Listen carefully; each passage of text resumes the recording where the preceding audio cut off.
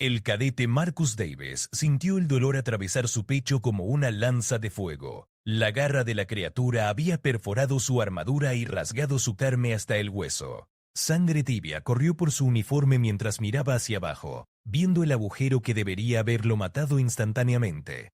La reina alien se alzaba ante él, sus 8 metros de altura proyectando una sombra ominosa sobre el suelo metálico de la nave. Sus ojos compuestos brillaban con una inteligencia fría y calculadora. Había visto a miles de especies caer ante sus garras. Los humanos no deberían ser diferentes.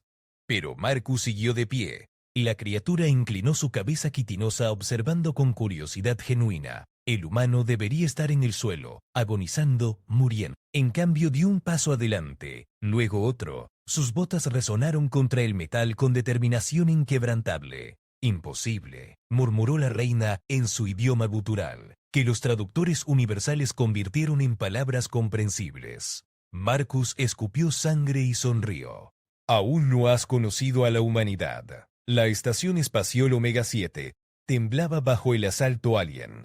Las luces parpadeaban intermitentemente mientras los sistemas fallaban uno tras otro. En los corredores, soldados humanos luchaban desesperadamente contra las criaturas invasoras. Pero aquí, en el corazón de la estación, se desarrollaba un duelo que definiría el destino de ambas especies. La reina atacó nuevamente, sus garras cortando el aire con velocidad sobrenatural. Marcus las esquivó por centímetros sintiendo el viento de la muerte rozar su rostro. Su rifle de plasma había sido destruido en el primer intercambio, dejándolo solo con su cuchillo de combate y su voluntad inquebrantable. Tu especie es débil, siseó la reina, su voz resonando en las paredes. Carne frágil, huesos quebradizos, ¿cómo sigues en pie?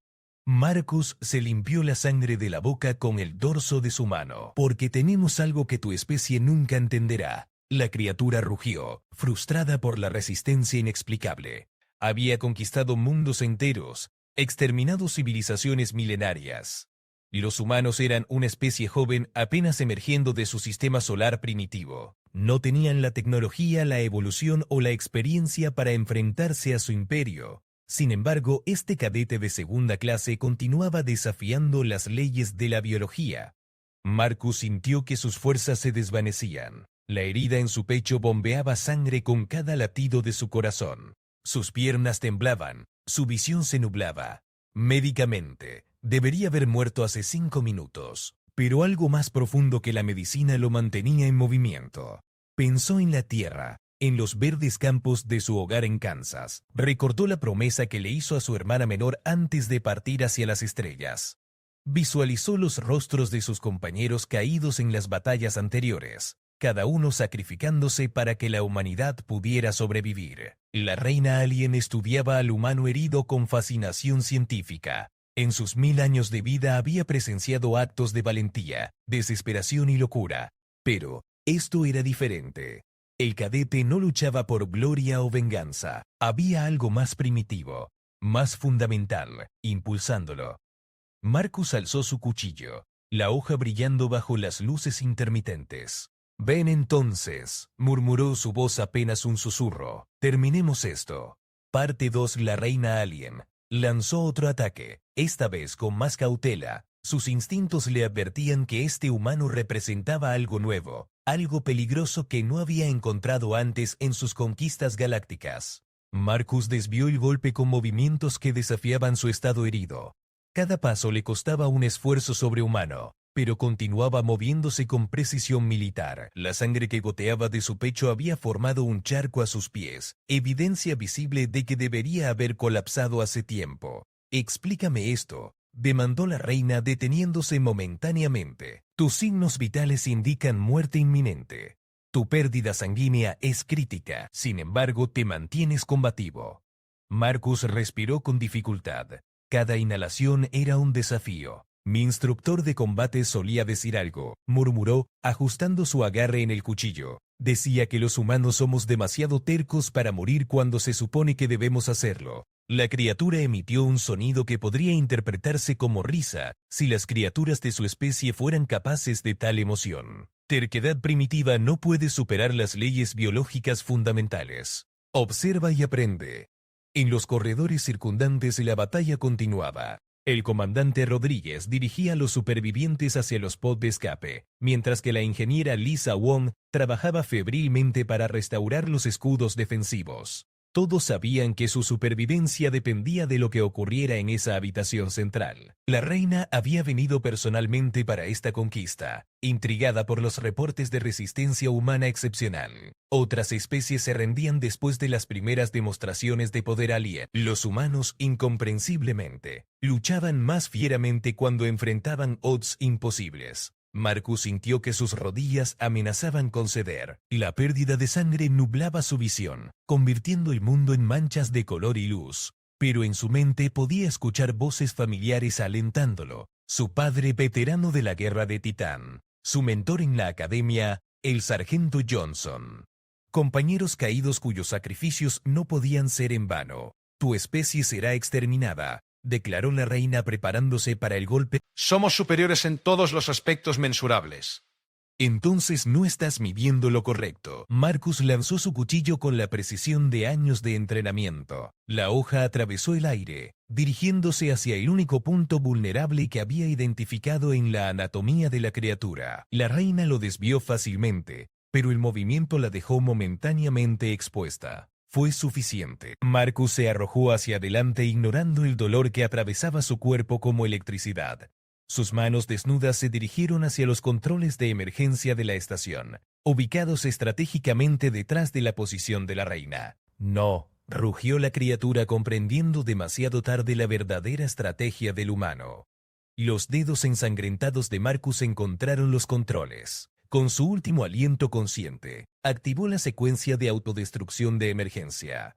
Las alarmas comenzaron a sonar anunciando que la explosión eliminaría toda la sección central en 120 segundos. La reina lo golpeó violentamente, enviándolo contra la pared metálica. Marcus se deslizó hasta el suelo dejando una mancha de sangre en su estela. Esta vez, finalmente, su cuerpo cedió a las heridas mortales. Pero sonreía. La criatura se dirigió hacia los controles, intentando desesperadamente cancelar la secuencia. Sus garras, perfectas para la guerra, eran demasiado grandes para manipular la delicada tecnología humana. Cada segundo que pasaba la acercaba más a una muerte que nunca había imaginado posible. Marcus, tendido en el suelo, susurró con voz apenas audible. Los humanos no luchan solo por ganar, luchamos para asegurar que otros puedan vivir. La reina se volvió hacia él, sus ojos compuestos reflejando algo que nunca antes había experimentado. Respeto genuino hacia una especie que había considerado inferior. En los corredores, las sirenas de evacuación resonaban mientras los últimos supervivientes humanos escapaban hacia la seguridad. Ninguno de ellos sabía el nombre del cadete que había hecho posible su supervivencia, pero todos sentían que algo extraordinario había ocurrido. La cuenta regresiva continuaba, implacable como la determinación humana que la había iniciado. Parte 3. The Queen's massive form loomed over Marcus as the countdown echoed through the station's corridors. Her attempts to override the human technology had failed, each passing second bringing them closer to mutual destruction. For the first time in her millennium of existence, she faced the possibility of death at the hands of what she had considered an inferior species. Marcus lay motionless against the wall, his breathing shallow and labored, yet his eyes remained fixed on the alien monarch with unwavering defiance. Even in his dying moments, he embodied something that transcended mere biological survival. "Your sacrifice achieves nothing," the queen hissed, her voice carrying a tremor of uncertainty. "My fleet will continue the conquest. Humanity will still fall." Marcus coughed, specks of blood staining his lips. "Maybe," he whispered, "but not today. Not here." The alien creature moved closer, her massive head tilting as she studied the dying human. In her countless conquests across the galaxy, she had witnessed every form of courage and desperation known to sentient life. Yet this moment felt different, charged with significance that her analytical mind struggled to process. "You could have surrendered," she said, her tone almost conversational. "Your species could have served as laborers, lived under our protection. Why choose extinction over submission?" Marcus managed a weak laugh that turned into a cough. "Because that's not living. That's just existing." The countdown reached 90 seconds.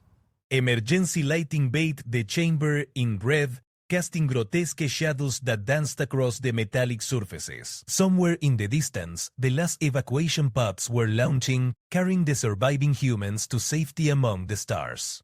The Queen attempted once more to access the control systems, but her physiology remained incompatible with human interfaces. Frustration built within her as she realized the elegant simplicity of Marcus' strategy. He had used her own assumptions about human weakness against her. "Your people call this heroism," she observed, abandoning her efforts at the controls.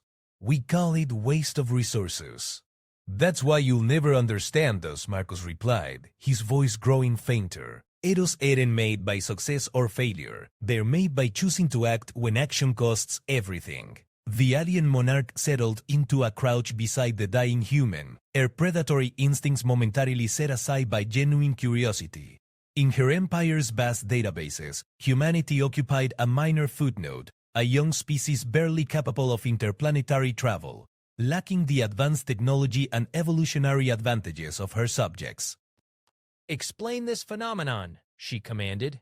How does a species so recently emerged from planetary confinement produce individuals capable of such vile determinación? Marcus closed his eyes, gathering strength for what might be his final words. "We're not the strongest, fastest, or smartest species in the galaxy," he began slowly. "But we have something else. We remember. Remember what?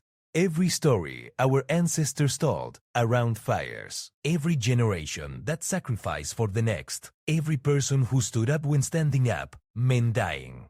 Marcus opened his eyes, meeting the Queen's compound gaze directly. "We carry all of them with us." The countdown reached 60 seconds. The station's structural integrity warnings joined the cacophony of alarms, indicating that the explosion would be even more devastating than originally calculated. The Queen found herself trapped not just by human technology, but by her own underestimation of human nature. "Your empire spans 1,000 worlds," Marcos continued, his words coming in short gasps. But you've never learned what we discovered in our caves and forests. Unity isn't about being the same. It's about choosing to stand together despite being different. The Queen processed this information through neural pathways evolved for conquest and domination. The concept of voluntary cooperation among diverse individuals seemed as alien to her as her physiology was to humans.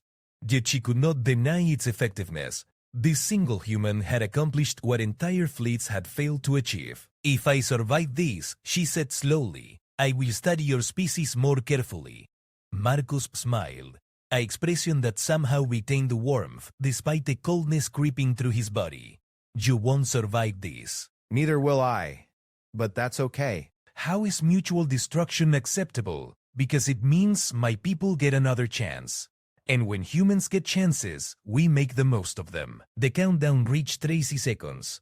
The Queen found herself experiencing something unprecedented respect for a being she had intended to exterminate. This human cadet, whose name she had never learned, had demonstrated qualities that her advanced civilization had somehow overlooked in their pursuit of galactic dominance. "What is your designation?" she asked suddenly. "Cadet Marcus Davis, Earth Defense Corps," Air replied with the last of his strength. "Marcus Davis," she repeated, the human syllables strange on her alien tongue. Your name will be remembered? The final seconds ticked away as two beings from different worlds faced their shared mortality. In the silence between heartbeats, the vast complexity of the universe seemed to compress into a single moment of understanding between species that had been enemies only minutes before. Arstow Part 4, the explosion that consumed Omega Station sent shockwaves through both human and alien space. The loss of the Queen along with her personal fleet created a power vacuum that threw the alien empire into chaos. But more importantly, it marked the first time in galactic history that a human had faced one of their monarchs in single combat and emerged victorious through sacrifice. News of the incident spread through human colonies like wildfire. Marcus Davis, a simple cadet from Kansas, became a symbol of humanity's refusal to surrender in the face of overwhelming odds. History was told in military academies, whispered in refugee camps, and broadcast across the communication networks that connected human settlements throughout the galaxy. Admirado Patricia Knox stood before the assembled Defense Council on Mars, her weathered face grave as she addressed the room. "The alien advance has stalled," she reported. "Our intelligence suggests internal conflicts have erupted within their hierarchy following the Queen's death." The council members exchanged glances of cautious optimism. For months, human forces had been in full retreat, desperate buying time while civilian populations evacuated deeper into human space. The idea that a single act of defiance could shift the balance of an interstellar war seemed almost too fantastic to believe. "What are our casualty reports from the Omega incident?" asked General Robert Hayes, his voice heavy with the weight of command decisions that cost lives. "Complete loss of the station," Admiral Knox replied. "However, evacuation protocols were successful. Out of 3,070,000 personal, WISEP 277,30. Thanks to the time bought by Cadet Davis. A moment of silence filled the chamber as the military leaders contemplate the mathematics of war, how one life willingly sacrificed had preserved thousands of others. It was an equation that never became easier to accept, regardless of experience or rank. Meanwhile, in the alien empire, chaos reigned. The Queen's death had triggered ancient succession protocols that pitted various noble houses against each other. Without their monarch's unifying presence, the invasion force found itself divided between competing claimants to the throne. Commander Sekskul, the Queen's former military advisor, stood before the scattered remains of the invasion fleet. Her death had been unexpected, unprecedented. No monarch had fallen to such a primitive species in the Empire's recorded history. "The humans possess capabilities we failed to recognize," he announced to his gathered officers. "This Marcus Davis demonstrated something beyond our understanding." The alien officers shifted uncomfortably in their positions. The concept that humans might possess advantages over their superior physiology and technology challenged fundamental assumptions about galactic hierarchy. Back on Earth, Marcus's younger sister Jenny stood in the cemetery where an empty grave bore her brother's name. She held the posthumous medal they had given her, a small piece of metal that somehow was supposed to represent a brother's love, sacrifice, and the salvation of thousands of lives. "He always said he wanted to make a difference," she whispered to the cold stone marker. Guesses succeeded. The war continued, but something fundamental had changed. Human soldiers fought with renewed determination, carrying Marcus's story into every battle. They spoke of the cadet who had been too stubborn to die when he was supposed to, who had walked through mortal wounds to complete his mission. Dr. B. Elizabeth Morgan, the lead researcher at the Human Defense Initiative, studied the psychological reports with fascination. Combat effectiveness among human forces had increased by measurable percentages following news of the Omega incident. The story of Marcus Davis had become more than inspiration, it had become a tactical advantage. "The enemy expects us to break when faced with superior force," she explained to her research team. "But our species has always thrived on what others consider impossible odds.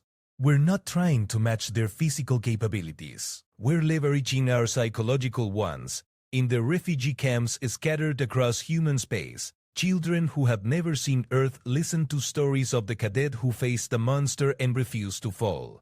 Parents told these tales, not just for entertainment, but as lessons in what it meant to be human when being human required everything you had to give. The alien empire's internal conflicts intensified as various factions blamed each other for the unprecedented defeat. Some called for immediate revenge against humanity, while others suggested that perhaps this young species deserved more careful study before attempting conquest. This division bought humanity precious time to regroup, rearm, and prepare for whatever came next. Colonial militias trained with new intensity, knowing that their survival might depend on the same stubborn courage that Marcus Davis had demonstrated in his final moments. The empty void where Omega Station had existed became an unofficial monument, marked by space debris and the lingering radiation of the explosion. Passing ships, both human and alien, detected the aftermath and understood that something significant had occurred in that region of space. As months passed, the immediate crisis gave way to longer-term strategic planning. Humanity had gained breathing room, But the alien empire remained a threat that would eventually reorganize under new leadership. The question became whether humans could build upon Marcus's sacrifice to create lasting security for their species. The answer would come through the actions of ordinary people choosing extraordinary courage, following the example set by a cadet from Kansas who had proven that sometimes the greatest victories come not from living through impossible situations, but from ensuring that others can continue living because of your choices. Parte 5 6 meses después del incidente de la Estación Omega, la humanidad se había transformado. El sacrificio de Marcus Davis había plantado una semilla de resistencia que germinó en cada colonia, cada nave, cada corazón humano que latía en la vastedad del espacio. En la Academia Militar de Europa, el instructor coronel William Carter se dirigía a una nueva generación de cadetes. Algunos de ustedes se preguntan qué significa ser humano en un universo lleno de especies más avanzadas. Comenzó paseando frente a las filas de jóvenes uniformados. La respuesta está en lo que llamamos el legado Davis. Los cadetes escuchaban con atención religiosa. Todos conocían la historia, pero escucharla de los labios de un veterano le daba un peso diferente, más tangible. Marcus Davis no era excepcional por sus habilidades físicas, continuó Carter. Sus calificaciones eran promedio, su fuerza dentro de parámetros normales. Pero poseía algo que ninguna tecnología alien puede replicar: la capacidad de elegir el sacrificio cuando el sacrificio era la única opción correcta. En el espacio profundo, la capitana Sandra Mitchell comandaba la nave exploratoria Nueva Esperanza. Su misión era establecer contacto con colonias perdidas durante la invasión inicial. Cada sistema que visitaban contaba una historia similar. Humanos ordinarios haciendo cosas extraordinarias cuando las circunstancias lo demandaban. Capitana, reportó el teniente Kevin Price desde su estación de comunicaciones. Recibimos transmisión de la colonia Kepler 42b. Han resistido un asedio de 4 meses usando tácticas inspiradas en el protocolo Davis. Mitchell sonrió con orgullo. El protocolo Davis había evolucionado de la historia original, convirtiéndose en una filosofía militar que priorizaba la preservación de vidas civiles sobre ventajas tácticas tradicionales. No se trataba de ganar batallas, sino de asegurar que la humanidad continuara existiendo. Mientras tanto, en los laboratorios de investigación de Marte, la doctora Amy Chen trabajaba en descifrar tecnología alien capturada. Los restos de la flota de la Reina habían proporcionado una ventana única hacia las capacidades del imperio enemigo. Es fascinante, murmuró mientras examinaba un fragmento de armadura alien. Su tecnología es superior en casi todos los aspectos mensurables, pero tiene una debilidad fundamental. Asume que todos los seres inteligentes priorizan la supervivencia individual por encima de todo. Su asistente, el joven investigador Paul Anderson, levantó la vista de su microscopio. Está sugiriendo que nuestra tendencia al sacrificio es evolutivamente ventajosa.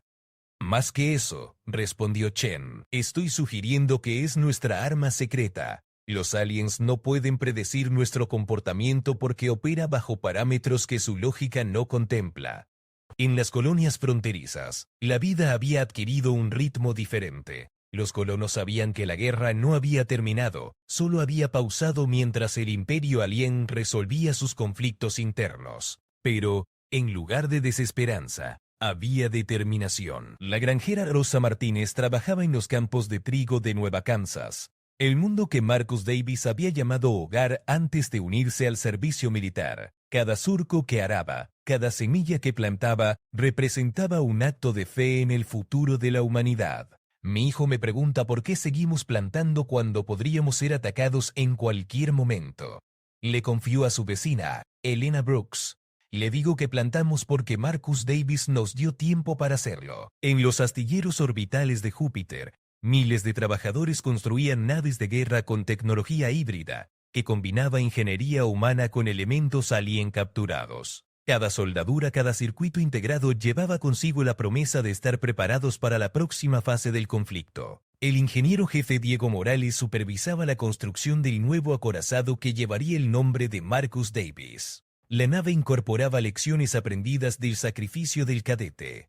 Sistemas redundantes que permitían operación continua incluso con daños catastróficos, y protocolos de autodestrucción que podían activarse manualmente. Esta nave está diseñada para hacer lo que Marcus hizo, explicó a su equipo. Seguir luchando cuando la lógica dice que deberíamos rendirnos. Los informes de inteligencia confirmaban que la confusión alien continuaba. Sin una autoridad central clara, diferentes facciones del imperio desarrollaban estrategias contradictorias para lidiar con la anomalía humana. Algunos abogaban por el exterminio total, otros por el estudio detallado, y una minoría creciente sugería que quizás la humanidad merecía respeto como especie formidable. En la Tierra, el presidente global Harrison Cole se reunía con su gabinete de crisis. Los reportes de todas las colonias mostraban el mismo patrón. La humanidad no solo había sobrevivido al ataque inicial, sino que había emergido más unida y determinada que nunca. El efecto Davis, como los psicólogos militares lo llamaban, había creado una transformación cultural que trascendía las diferencias políticas, religiosas y regionales que históricamente habían dividido a la humanidad. Por primera vez en nuestra historia, observó el presidente, enfrentamos una amenaza que nos ha unido completamente como especie. Marcus Davis no solo salvó a los supervivientes de Omega Station, nos salvó a todos nosotros de nosotros mismos. Los monumentos a Marcus Davis comenzaron a aparecer en cada mundo habitado por humanos, no estatuas grandiosas o edificios ostentosos, sino recordatorios simples. Placas que decían, siguió caminando. O jardines conmemorativos donde las familias se reunían para recordar que el coraje no requería superpoderes, solo la voluntad de hacer lo correcto cuando importaba. La historia del cadete que fue demasiado terco para morir cuando debía había evolucionado de tragedia personal a mito fundacional de una nueva era de la humanidad. Hasta parte 6, un año después del incidente de Omega Station, la transformación de la humanidad había alcanzado proporciones que ningún estratega militar había previsto. El efecto Davis no era simplemente un fenómeno psicológico temporal. Se había convertido en una revolución cultural que redefinía lo que significaba ser humano en el cosmos. En las academias militares de toda la galaxia habitada por humanos, una nueva generación de oficiales estudiaba no solo tácticas de combate convencionales, sino también filosofía del sacrificio. El profesor emérito Jonathan Reed, veterano de las primeras exploraciones interestelares, había desarrollado un currículo completo basado en el análisis del comportamiento humano bajo presión extrema. El protocolo Davis no es una estrategia militar, explicaba a sus estudiantes en la Academia de Titán. Es una filosofía de vida que reconoce que algunas cosas son más importantes que la supervivencia individual. Cuando internalizamos esta verdad, nos volvemos impredecibles para enemigos que operan bajo lógicas puramente materialistas. Los cadetes tomaban notas furiosamente, muchos de ellos refugiados de mundos atacados durante la invasión inicial. Entre ellos se encontraba la cadete primer año María Santos, cuya familia había evacuado Kepler 488b cuando las fuerzas alien atacaron su colonia agrícola. Profesor Reed preguntó durante una sesión de preguntas, ¿cómo sabemos cuándo un sacrificio vale la pena? ¿Cómo distinguimos entre valor necesario y desperdicio de vidas? Reed reflexionó cuidadosamente antes de responder. Marcus Davis nos enseñó que el valor del sacrificio no se mide por lo que perdemos, sino por lo que permitimos que otros preserven. Él no murió para ganar una batalla, murió para asegurar que 2.743 personas pudieran vivir, amar, crear y continuar siendo humanas. Mientras tanto, en los laboratorios de investigación avanzada de Europa Luna, el equipo dirigido por la doctora Linda Foster había logrado avances revolucionarios en el análisis de la psicología alien. Los fragmentos cerebrales recuperados de la nave de la Reina proporcionaban información invaluable sobre cómo las especies conquistadoras procesaban el concepto de resistencia. Sus estructuras neurales están optimizadas para evaluar amenazas en términos de capacidades físicas mensurables. Fuerza, velocidad, tecnología, números. Pero no tienen marcos conceptuales para procesar la determinación irracional basada en valores abstractos. El general Patricia Williams, quien había asumido el comando de las fuerzas defensivas después de la promoción póstuma del predecesor de Marcus, estudió los datos con interés profesional. ¿Estás sugiriendo que podemos usar nuestra irracionalidad como ventaja táctica? Exactamente, confirmó Foster. Los aliens esperan que nos comportemos como ellos, que retremos cuando las odds son desfavorables, que prioricemos la supervivencia sobre objetivos abstractos, que negociemos cuando la alternativa es destrucción mutua. Marcus Davis violó cada una de esas expectativas. En las colonias mineras del cinturón de asteroides, trabajadores como Carl Thompson y su equipo habían adoptado el espíritu Davis en su trabajo diario, enfrentando cuotas de producción imposibles para mantener el esfuerzo de guerra. Trabajaban turnos extendidos que técnicamente violaban las regulaciones de seguridad laboral. Mi abuelo trabajó en las minas de carbón en la Tierra, contaba Thompson a sus compañeros durante un breve descanso. Decía que los mineros desarrollan una mentalidad especial. Sabes que cada día podría ser el último, pero sigues bajando porque otros dependen de lo que produces. Su compañera, la ingeniera Janet Kim, ajustaba los sensores de detección mientras conversaban. Marcus Davis tuvo esa misma mentalidad. Sabía que iba a morir, pero siguió caminando porque otros necesitaban que lo hiciera. Los reportes de inteligencia indicaban que la crisis de sucesión en el Imperio Alien había evolucionado hacia una guerra civil fragmentaria. 3 pretendientes principales luchaban por el control, cada uno con filosofías diferentes sobre cómo manejar la anomalía humana. El príncipe militar Sartán favorecía el exterminio inmediato y completo de la humanidad, argumentando que permitir que una especie tan impredecible continuara existiendo representaba una amenaza existencial para todo el imperio. La princesa científica Belcara propugnaba por la captura y estudio de especímenes humanos para comprender mejor los mecanismos que producían comportamientos tan anómalos. El más joven de los pretendientes, el príncipe diplomático Kolbash, sugería algo radical, que quizás la humanidad merecía un lugar en la estructura galáctica, no como súbditos, sino como aliados potenciales cuyas capacidades únicas podrían beneficiar al imperio. Esta división proporcionó a la humanidad tiempo precioso no solo para reconstruir, sino para expandirse. Nuevas colonias se establecieron en sistemas previamente considerados demasiado peligrosos o remotos. Los humanos adoptaron una estrategia de dispersión. Si iban a ser cazados, harían que fuera tan costoso y complejo como fuera posible. En la Tierra, el centro conmemorativo Marcus Davis se había convertido en un lugar de peregrinaje. No era un museo tradicional, sino un centro de entrenamiento donde civiles podían aprender técnicas de supervivencia, primeros auxilios y coordinación de emergencias.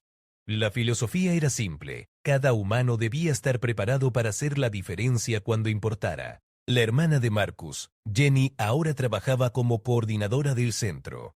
Había canalizado su dolor en propósito, entrenando a otros en los principios que su hermano había encarnado en sus últimos momentos. Marcus no era un superhéroe, les decía a los grupos de visitantes. Era una persona ordinaria que eligió ser extraordinaria cuando las circunstancias lo requirieron. Cada uno de ustedes tiene esa misma capacidad. Los niños que visitaban el centro siempre preguntaban la misma cosa: ¿cómo sabía que seguir caminando era lo correcto? Jenny sonreía cada vez que escuchaba esa pregunta, porque había aprendido que a veces lo correcto y lo fácil son opciones mutuamente excluyentes. Y cuando tienes que elegir, siempre eliges lo correcto. La historia de Marcus Davis había trascendido los límites de la propaganda militar para convertirse en una parábola cultural sobre la naturaleza fundamental de la humanidad. Representaba la idea de que los humanos, a pesar de sus limitaciones físicas y tecnológicas, poseían algo invaluable: la capacidad de elegir principios por encima de la supervivencia, cuando esa elección definía quiénes eran como especie. Part 7. 2 years after the Omega Station incident, humanity faced its greatest test yet. The alien civil war had concluded with an unexpected victor. Prince Kolbash, the youngest claimant, had united the fractured empire, not through force, but through a radical new philosophy that incorporated lessons learned from studying human behavior. Commander Sarah Mitchell, now promoted to admiral, stood on the bridge of the UHS Marcus Davis as it approached the neutral zone where first official diplomatic combat would occur. The massive battleship, constructed with hybrid human-alien technology, represented humanity's evolution from desperate survivors to formidable galactic players. Admiral, reported Lieutenant Commander Tony Roberts from the communication station, we're receiving a transmission from the alien flagship. They're requesting permission to open diplomatic channels. Mitchell felt the weight of history pressing down upon her shoulders. The decision made in the next few hours could determine whether humanity would face continued warfare or enter a new age of interstellar cooperation. "Open the channel," she commanded. The main screen flickered to life, revealing the alien prince. Unlike the terrifying queen that Marcus Davis had faced, Cole Vash possessed a more refined appearance, his thickness features arranging what humans had learned to recognize as expressions of peaceful intent. Admiral Mitchell, the prince spoke, his words translated by advancing linguistic algorithms. I am honored to finally communicate with representatives of your remarkable species. Prince Colbash, Mitchell replied formally. Humanity appreciates your willingness to pursue diplomatic solutions, though we remain prepared for alternative outcomes if necessary. The prince tilted his head in what appeared to be acknowledgement. Your species has taught us valuable lessons about the nature of strength. We request permission to share what we have learned.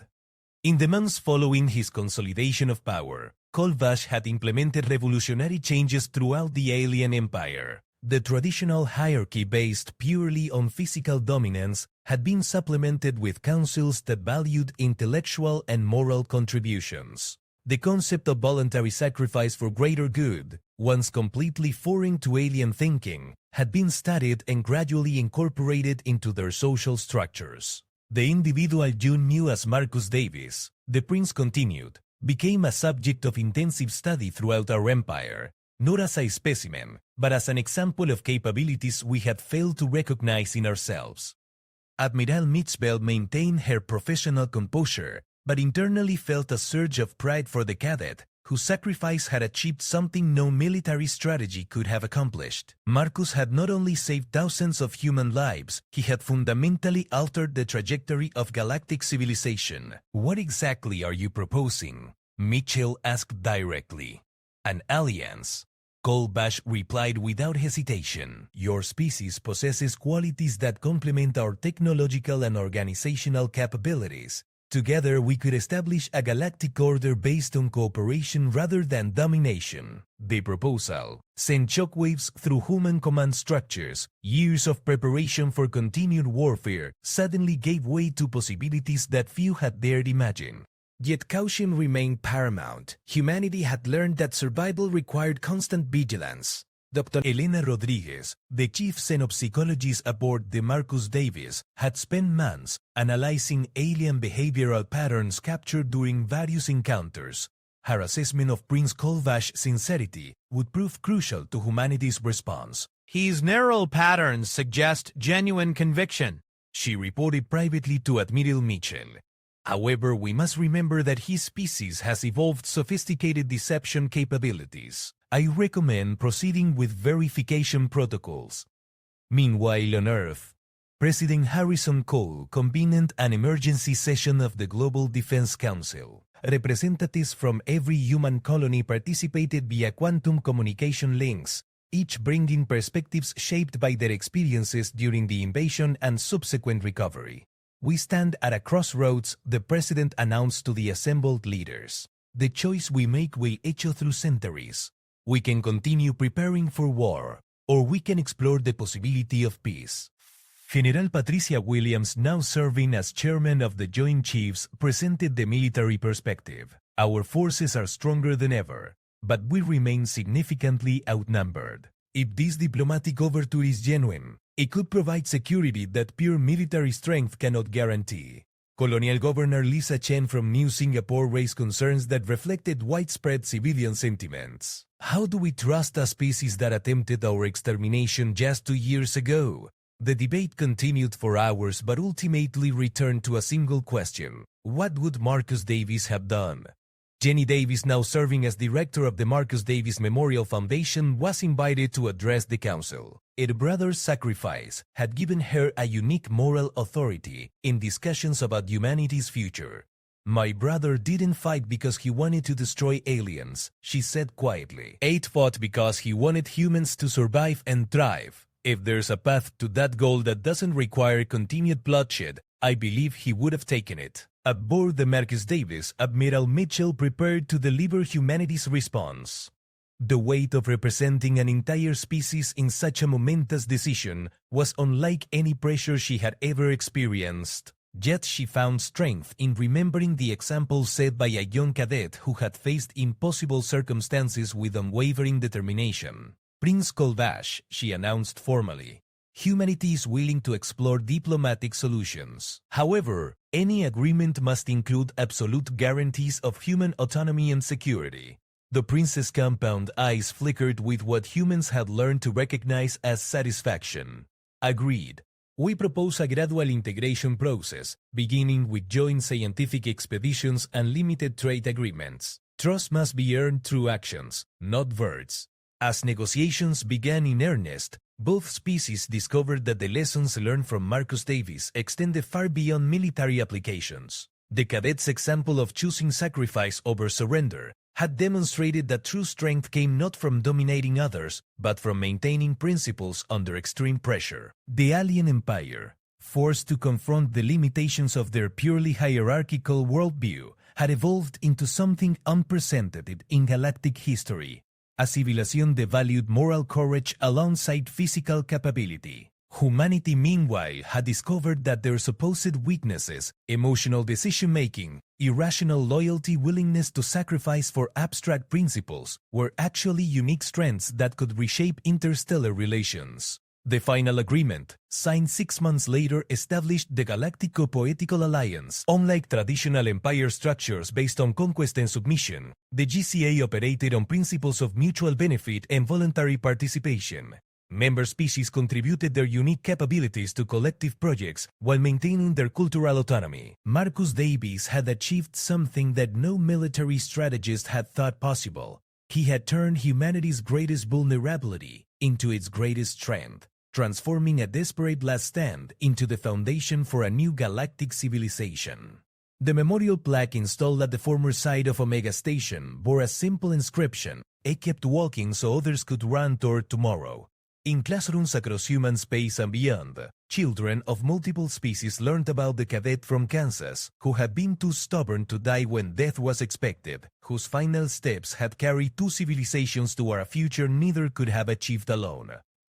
The universe had become a little less dark, a little more hopeful, because one ordinary human had chosen to do something extraordinary when it mattered most.